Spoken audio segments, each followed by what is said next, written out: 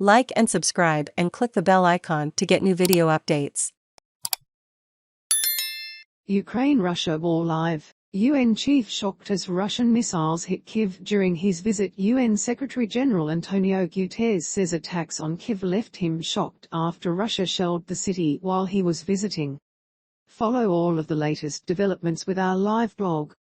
Key events live updates. Poland says 3 million Ukrainians have crossed the border. Poland's border guard agency says that it has had 3 million Ukrainians cross into its country since Russia invaded in February.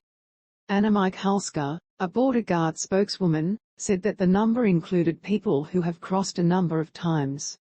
Polish authorities say some 1.6 million refugees have applied for and received special ID numbers allowing them to work and receive free health care and education.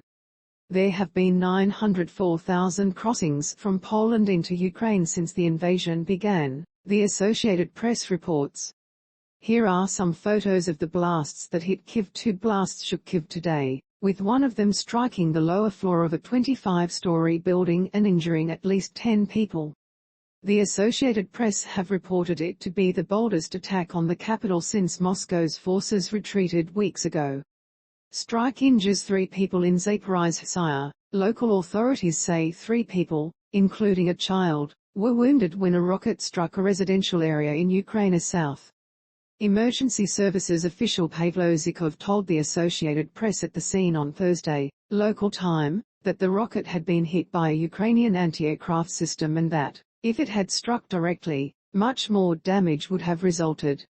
Several homes were destroyed or damaged and a dog was killed by shrapnel. Russian forces are making efforts to move closer to the industrial city that has been a crucial waypoint for people leaving Mariupol and other occupied cities.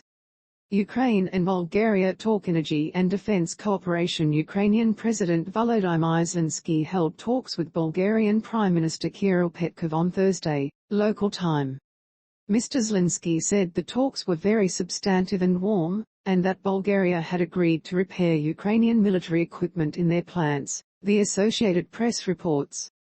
Another issue we agreed on was the supply of Ukrainian electricity to Bulgaria and the joint use of the Trans-Balkan gas pipeline to diversify energy supplies in the region, Mr. Zelensky said.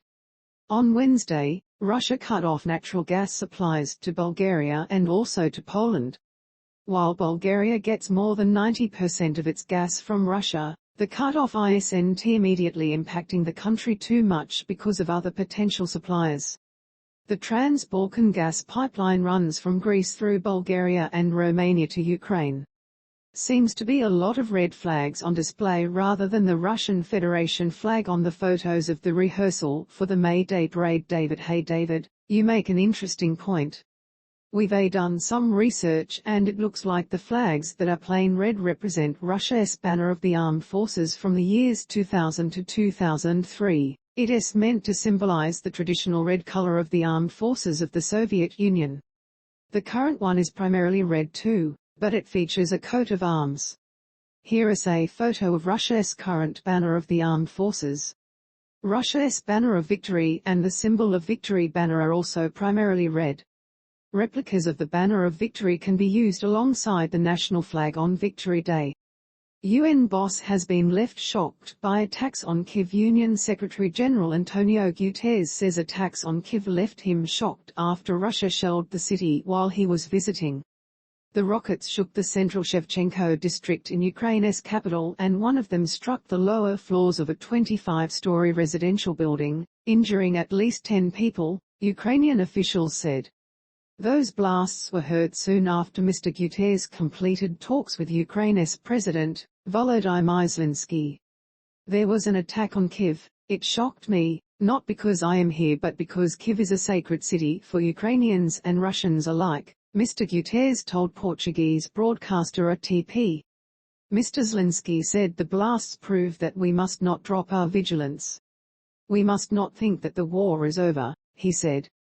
Trevor Reed is home after a prisoner swap between the US and Russia. Marine veteran Trevor Reed is back in the United States for the first time since 2019 after Russia and the US struck a deal to swap prisoners.